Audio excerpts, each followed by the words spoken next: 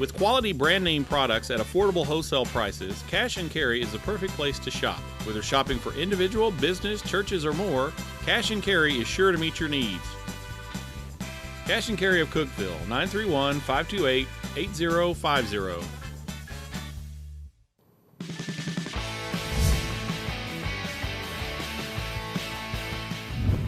Hey, guess what? This week is homecoming. Hello, everyone, and welcome to the Marcus Satterfield Show presented by IWC Cash and Carry. Tennessee Tech head football coach Marcus Satterfield, host Dylan Vazano, and yes, this weekend, Saturday, 1:30, Tennessee Tech will play an afternoon game against Southeast Missouri. Of course, there's all the festivities, all the pageantry that accompanies homecoming, really one of the marquee events of the year. Now, of course, we'll get to that a little bit later in the show. We're going to first talk about Tennessee Tech's last game. Golden Eagles fell in a close one, 30-24 against number 17 in the nation, Eastern Illinois. And, Coach, obviously, it was a close game, a tough game.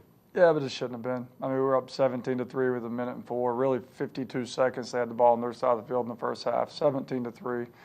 And we couldn't close it out, and the momentum shifted on us. We couldn't execute a squib kick on a kickoff return. The next thing you know, it's not 17-3, it's 17-13. We're going to halftime. All momentum shifted. We come out, we sputter, and one of the worst defeats probably in my 17 years of coaching.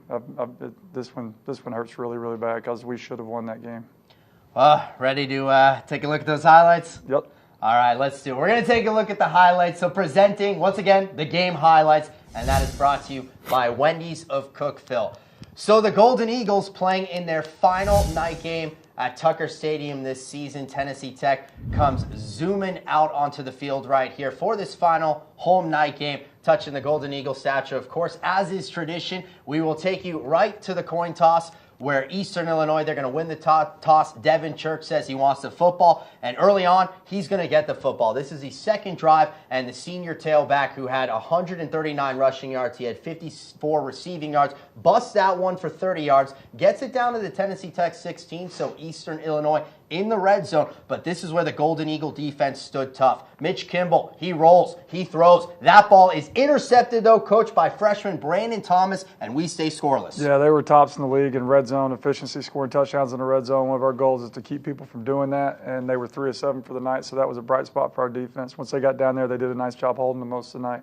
Brandon Thomas down at the 1-yard line. So on the next Tennessee Tech drive, after Dantes Bird got them some room with a 19-yard pass from Michael Birdsong, he would catch a second ball on the drive, and here's his third catch on that drive. Laser to the sideline, it is hauled in, gets it to about midfield at the 47-yard line, ends up being a Golden Eagle field goal, longest of the season. Nick Madonia, 43 yards, and Coach, that's his 8th straight make. Yeah, that could have. We can't say that's a jinx, but that was a nice kick. I mean, that would have been good from 60 there.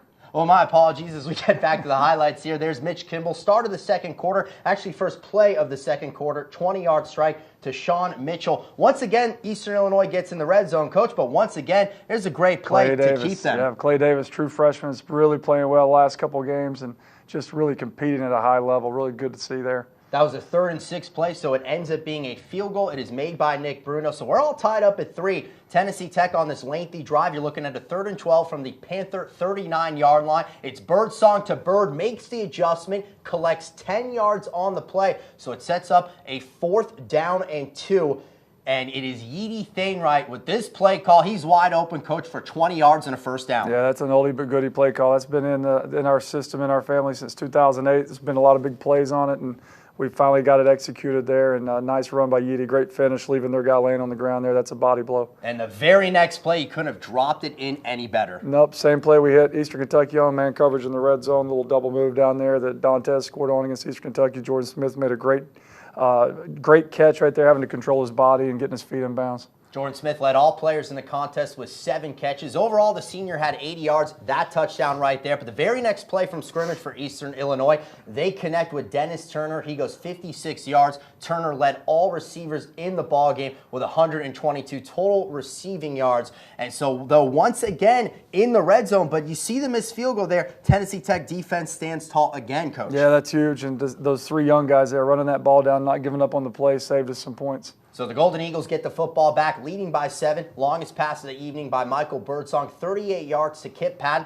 That gets into Eastern Illinois territory. That helped get the drive going, and this seals the drive. 17 yards, Yeedy Thainrat, his third rushing touchdown of the season. At this point, Coach, you guys are up 17-3. Yep, feeling pretty good. Used a little tempo there for the first time this year, no huddle, and the guys executed it, got it blocked up, and it was a big play for us. Next drive with 1:34 on the clock. Eastern Illinois does come right back. It's Dennis Turner, 15 yards from Mitch Kimball. So with that touchdown, it goes 17-10. You alluded to this earlier, obviously with the squib kick and a peculiar play here. Yeah, it was a really nice kick to get over that first level, and then our up backs really got a sprint to get to that ball. If anything, knock it out of bounds like we teach, and just didn't get it done. So that was a great play on their part, bad play on ours. Panthers recover. They cash in. It's a 29-yard field goal by Nick Bruno. Of course, the second make of that first half. Final play of the first half. So you look at that half, 17-3 it looks like, but obviously Eastern Illinois scores 10 late. And so heading into the locker room, it's a much different story. Oh, yeah. It was unlike any locker room we've had this year. You know, I was upset probably a lot.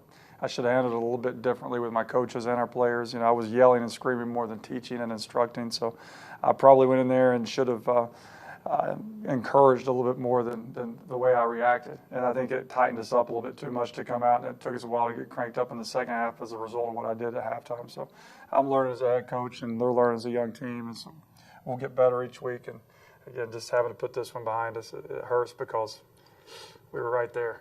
Right there, and this game was right there at halftime, 17-13. So let's take you through the second half of this close contest between the Golden Eagles and Eastern Illinois. 17-13 is the score. We'll pick it up. It's the second Panther drive of the second half, second Panther play of this drive. Say that 5 times fast. That's a 65-yard touchdown pass, Mitch Kimball to Paul Gossage. And so Eastern Illinois on that play, Coach, gets their first lead of the football game. Yeah, that was bad. Big play after big play here in the second half. And, you know, our young freshmen, I just looked in the frame there. There were 4 freshmen chasing the ball, so good thing for years to come, hopefully. Couple of 3-and-outs, and then the Golden Eagles get the football back. Yeedy Thainrat fumbles it, so momentum for Eastern Illinois, of course, already. They get a little bit more momentum, and they will cash it in. Third play, of course, it was a short drive. Deshaun McCullough punches it in from 1 yard out, so Eastern Illinois at this point has scored 24 unanswered with that extra point, and they will take a 27-17 lead into the fourth quarter. Yeah, 24 unanswered, and again, we don't want that to ever happen, but a credit to our kids. I mean, they just keep playing. They knew they weren't playing great, but they just keep playing with energy and keep fighting and fighting and fighting and try to find ways to win games in the end, and they got themselves in a position to do it. 3rd and 9 on that play from the 45-yard line. Incomplete. Good play by Malik Hall. So EIU punts, gets it to the 10-yard line. In the very first play of this crucial drive, down 10, Jordan Smith, that one goes for 19 yards. This might have then been the play of the drive. 3rd down and 6 at the Panther 38-yard line. It's Michael Birdsong. You got to get a first down here. He does it with Austin Hicks, makes one man miss, hits him with a B move for the second one, and he goes down to the 5-yard line. And, Coach, you guys are in business. Yep, right there. And then we got in a big set, finally handed the ball off, blocked everybody, and ran it into the end zone. So I guess if we can take anything offensively from this game, we did hand it off, get a yard, and score a touchdown. So that was good to see. That was Andrew Goldsmith who collects the rushing touchdown. Extra point is up. Extra point is good. So it's 27-24 now in favor of Eastern Illinois. So plenty of time in the football game with 7.5 minutes remaining. But the Panthers do go on a lengthy drive. Over 5 minutes off the clock. That on a 3rd and 8 from the Tennessee Tech 49-yard line. Completed 31 yards to Dennis Turner on the toss by Mitch Kimball.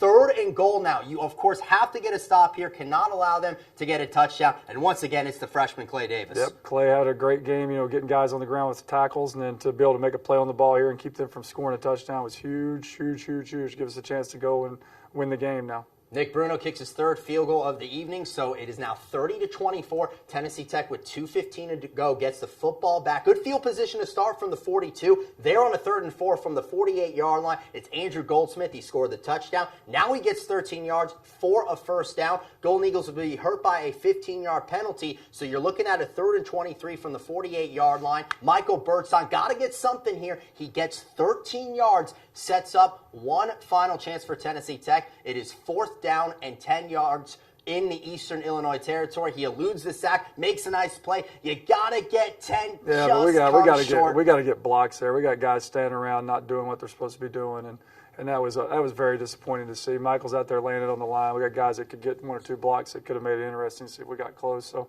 that's something we got to learn from and take personal and never let that happen again. Michael Birdsong with that 7-yard scamper, so that does end the game. You see the numbers right there, 26 out of 38, 294 yards for the senior. He also led Tennessee Tech in rushing with 53 yards. And then Jordan Smith, we alluded to his game earlier, 7 catches, 80 yards, and a touchdown. And obviously, Coach, the tough defeat after the game, kind of what was said to the team? I don't want to be one that's talk about, well, that's the coaches. That's my fault, because coaches never really mean that. It's our players' fault and it's our coaches' fault. We all had a hand in it. I had a major hand in it. Our players have got to learn how to finish. We talked about before the halftime, before they went on the drive. Look at their sideline. They were dead. They were on the bench. They were drinking water. They weren't in the game at all. We had a chance to finish it, and we just are not to a point physically and mentally, from a toughness standpoint, to go out there and just do it. I mean, it was right there.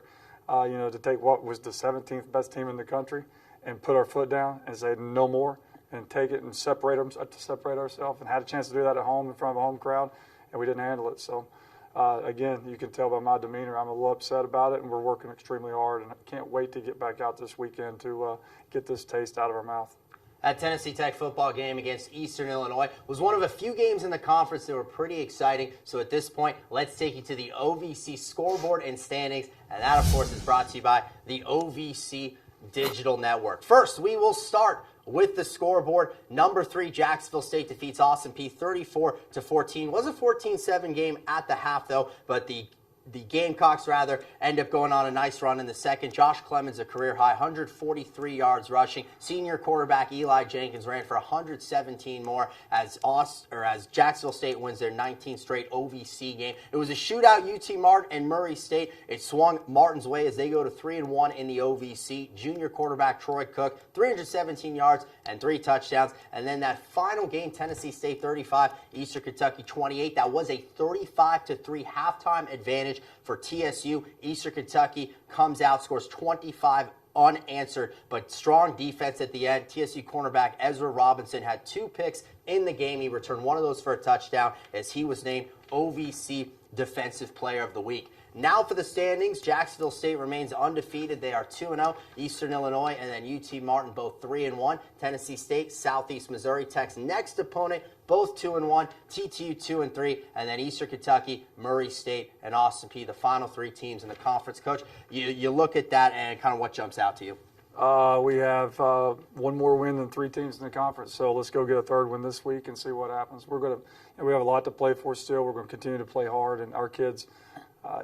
Again, not to take it off the standings, but had a great team meeting yesterday. I told them, you would have thought we just lost the game to go to the Sugar Bowl, and it was really just a 2-5 team that was upset about losing, and they're that focused on getting things right, getting a hold of our process, living up to our standard, and I can't wait to try to get a 3 instead of a 2 up there next week. Well, of course, we will preview that game a little bit later in the show. We got a lot more segments to get to, and first, though, we will take a break. You are watching The Marcus Satterfield Show.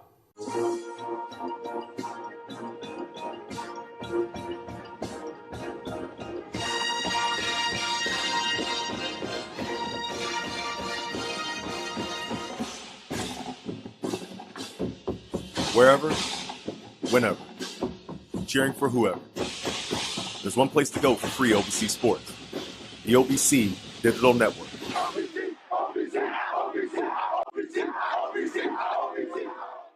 Back here on the Marcus Satterfield Show, presented by IWC Cash and Carry. We just took you through those game highlights. One of the bright stars was Jordan Smith, a senior wide receiver who had 7 catches, 80 yards and a touchdown in that game against Eastern Illinois. Let's hear his story. So introducing the Player Spotlight, and that is brought to you by TTSports.com.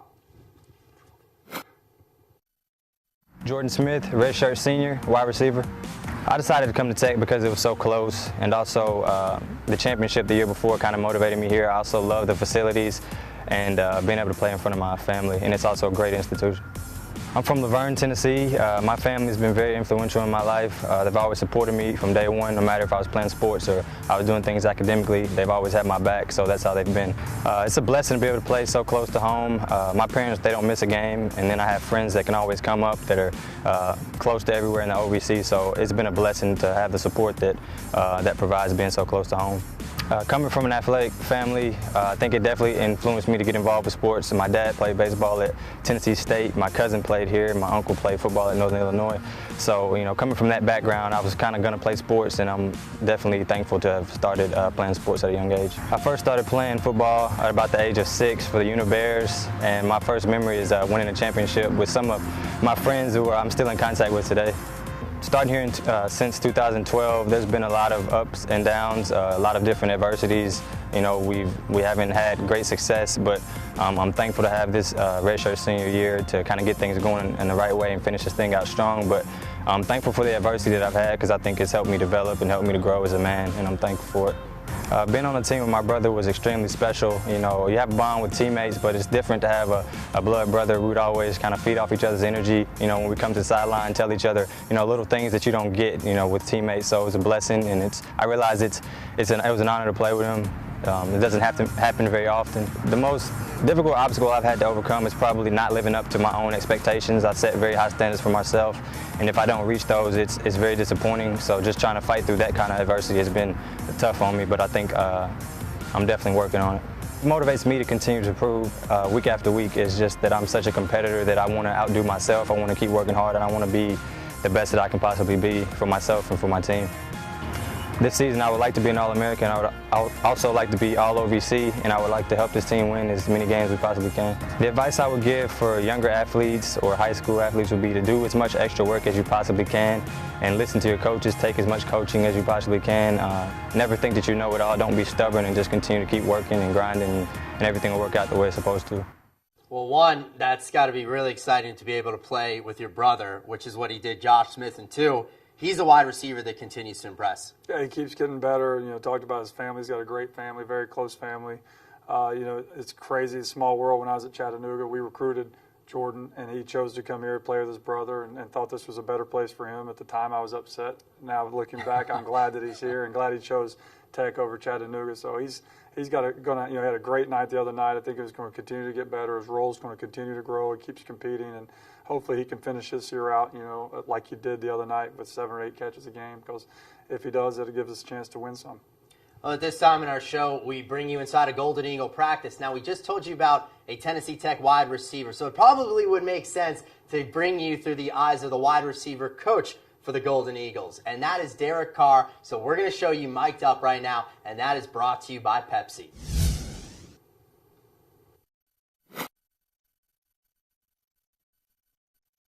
I'm going to try to release outside. Go. I'm going to try to release outside, and he's going to do this right here.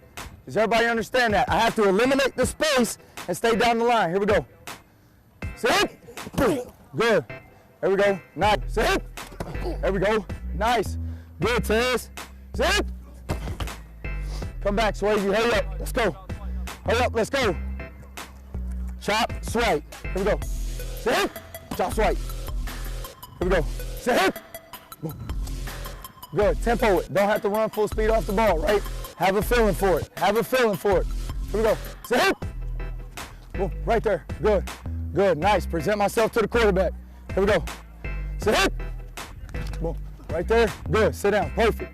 Hey, I want to come off with my eyes inside. I got to have a feeling for it. So I come off 1, 2, 3. He's cutting. Boom. Sit it down right here. Everybody good. Okay. Boom. Sit it down. Have a tempo. I don't want to be slow. I don't want to be jogging. Okay, but I don't want to be full speed, because then I'll just run right past it. Does everybody understand that? Here we go. What do you have on dodge?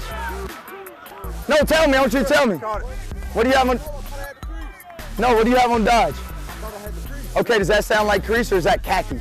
I know. Come on. Good, Dorian. Good. Hey, big. Gunsling right. Gunsling right. Gunsling right. Detroit. Sling right. Sling right. Detroit. Good. Okay, so if it goes too high, you got to do what? Bend it good. Huh? It's going to be safe. If we go X shark right there, and he's inside flat-footed, what do you got to do? You got to go. Shot right at chance, 61. Hey, Dez, come here, hurry up. Shot right. Come here. It ain't your fault. Here, try right at chance, 61 Hank. You're already 2 yards, right? So just point to point. So, Coach, I've got to ask you, how does a former quarterback know that much about being a wide receiver? Because that was impressive. Yeah, whenever you do play quarterback, you spend so much time with the receivers. So usually when you're a young coach coming up, one of the first spots that you stop at is receivers if you're a skill guy. And Derek, is transitioning himself into a quarterback coordinator type role here in the future. And he does a great job. He studies the game. He goes to clinics. He watches tape. He listens. So he's got a bright future. He's got great leadership skills, as you can tell, being a quarterback, and not just a quarterback at a very high level when he was at UT Martin. And a lot of people give him a hard time. A lot of people come to our practice and think that's Luke Bryan. I was just going to say, he reminds me of someone. Yeah, Luke Bryan out there coaching the receivers for us. So he's doing a good job. The wideouts are playing at a high level for us, and, we'll keep him here as long as we can. But he's got a great future ahead of him. Okay, well, we still have much more to come here on the Marcus Satterfield Show. Of course, homecoming is on the horizon, so we're going to preview Tennessee Tech's football game against Southeast Missouri. So don't go anywhere, right here on the Marcus Satterfield Show. What are you looking for? A place to belong? A path to a career? A way to make things better? Do you wonder what opportunity looks like? Explore your answers here. Change your world at Tennessee Tech University. Visit tntech.edu/change. Welcome back here to the Marcus Satterfield Show, presented by IWC Cash and Carry. Well, we know it's a very busy weekend, not just for Tennessee Tech football, but a number of other Golden Eagle athletic teams. With it being homecoming, a lot of them are at home. A lot of them had success this past weekend. So here, back into the fold to bring you what went down, Tennessee Tech Athletic Director Mark Wilson, as he presents with us the Golden Eagle update. That's brought to you by the Tech Athletics Twitter at TTU Golden Eagles. The red-hot Golden Eagles soccer team had a marvelous weekend. On Friday, they beat Southeast Missouri by a score of 1-0. Nora Visick found the back of the net at the 11:37 mark of the first half. That's all the Golden Eagles needed. Rachel Blow and Abby Gearing assisted on that goal. Then the Golden Eagles headed over to UT Martin to take on the Skyhawks on Sunday. Michaela Keys scored a goal in the first half. UT Martin tied it up in the second half. And then again, Nora Visick with her second game-winning goal of the weekend. Danny Chartunis assisted on both those goals. Golden Eagles moved up to 4th in the Ohio Valley Conference standings. Friday, they host SIUE at 3 o'clock. Sunday, they host EIU at 1. The Golden Eagle volleyball team had a rough weekend, losing both at Murray State and Austin Peay. They're back home this weekend on Friday night at 7 o'clock and at 5:30 after the football game on Saturday. So come on out and cheer them on. The women's golf team finished 7th at the Golden Eagle Jam, hosted by Southern Mississippi. Holly Sadler led the Golden Eagles, tying for 19th. The Golden Eagle men's golf team finished 12th at the Kenny Perry Invitational. Matthew Giles was the top finisher for Tennessee Tech, tying for 25th. The tennis tandem of Marcos Bernardis and Carlos Tejas won the C doubles bracket at the Louisville Fall Classic. The men's cross-country team finished 11th at the Crimson Classic in their final tune-up before the Ohio Valley Conference Championships. Gilbert Boyd led the men. They're currently ranked 12th in the Southeast. The women's cross-country team finished 12th at the Crimson Classic, led by Michaela Rennick, who had a career-best 6K time. And in that, she set the Tennessee Tech school record in the 6K that was held by Tennessee Tech great Stephanie Place. The Regions Bank Athletes of the Week this week, and no surprise, Nora Visick with 2 game-winning goals, Marcos Bernardis and Carlos Tejas from tennis. Gabby Perez was named the September Unsung Leader Award. Just a phenomenal, great in her efforts for flood relief in the state of Louisiana. Basketball season tickets are on sale now. Make sure you join us next Thursday night in the Hooper Evelyn Center for Purple Palooza. It's trick-or-treating and the kickoff to the basketball season beginning at 6 o'clock. And this weekend is Homecoming and Hall of Fame weekend. Always a great weekend on the Tennessee Tech campus. We'll induct the 5 newest members to the TTU Sports Hall of Fame. Jillian Burns Elliott, Marsha Boris, Lori Bayless, Allison Clark, and Emily Christian Hughes. Lots of great activities going on all week on the Tennessee Tech campus. Back down to you, Dylan. Thank you, Mark. Of course, good to have Mark back in the mix. Also, he mentioned it, and we've talked about it with homecoming. There are so many things going on for this homecoming weekend. A lot of the Golden Eagle teams are in action. But, Coach, it's always an exciting weekend for homecoming. It is, and as a coach, you always worry about the distractions and the kids not being focused. But lucky for us, we practice in the morning, so we get them bright and early.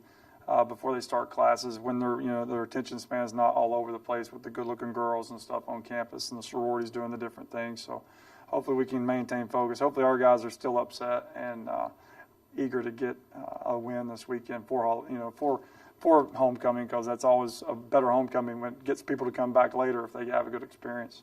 And Saturday is a football game, but you also have the parade Saturday morning. Friday night is the Hall of Fame ceremony. And then earlier on Friday, I understand there's a pep rally going on. Yep, 4:30, Dogwood Park. I'll be there with a lot of other people from Tennessee Tech Athletics. We're going to take our seniors, let them experience. Hopefully there'll be a good crowd there to give them some energy for the upcoming game, because we need all we can get. Well, he'll be there Friday over at Dogwood Park. We know he'll be there Saturday, 1:30 at Tucker Stadium. The opponent this week will be Southeast Missouri for this homecoming game. So let's introduce now this week's opponent, and that is brought to you by the Golden Eagle Golf Club. So, Coach, going into this game, with it being homecoming, you see some of the highlights right now. Last time Tennessee Tech played Southeast Missouri, what do the Red Hawks present? They're they're very long, lengthy athletic team. They're very similar to us from an athletic standpoint. They've got a great defensive scheme that they've played here for the last 3 years. On offense, I really like their quarterback. I watched him all week last week go against Eastern Illinois' defense. Can throw a different variety of balls. They do a great job with their power run game, play action. They get him on the perimeter with some nakeds and boots and stuff. So those are all things that give our defense right now some issues. So we've got to be very disciplined with our eyes, make sure we're playing our keys and reading our keys, and make them earn everything that they get. We can't just give up big play after big play after big play, and then on offense we've got to make sure we're putting hats on people, not giving up any sacks, and run the football. That's the key to any win that we could possibly get, is just run the football and stop the run. Yeah, obviously run the football, and with Edie Thainrat, who's had a great season. Andrew Goldsmith really came on last week as well. We saw him in the highlights against Eastern Illinois with the touchdown. Yeah, we need Goldsmith to come back and continue to get better like he did last week. We really challenged him a week ago on Sunday in the meeting, and he's really responded. And hopefully he keeps getting his health back, and he's able to be full speed, come Saturday. Because if he is, that takes a lot off Edie. And then these highlights, of course, in Cape Girardeau last year. This year, we haven't had this yet, where you're playing back-to-back games at home, back-to-back games inside Tucker Stadium. Yeah, it's huge. I think I'm going to like it. Like you said, I don't know if I'll like it or not, but it's going to be great. Hopefully, we can get a good crowd for homecoming and show them, what we're about. And maybe 200 or 300 people that's never been here or watched us play, maybe they like it and come back, later on this month or next month, whenever it is. But it's always exciting homecoming, because you're going to have a great crowd at least till halftime. We got to make it interesting and keep them in the stands. All right, well, of course, good luck to you, and we'll meet back here again in the studio, film the show next week. Yeah, hopefully I'll be in a lot better mood. I hope I'm not scaring you. No, you're okay. You're okay. Good. He's okay. Well, that's going to do it for our show. Here's how you can watch, follow, listen, all that for the game. You can watch it on WCTE. You can listen to it on 98.5 KISS FM. And, of course, you can read all about it in the Cookeville Herald-Citizen following the game. That's going to do it for the Marcus Satterfield Show. Join us next week.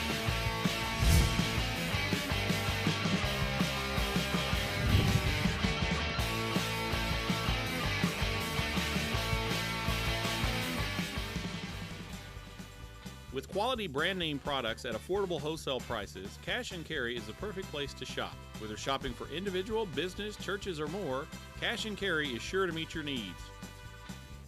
Cash and Carry of Cookeville, 931-528-8050.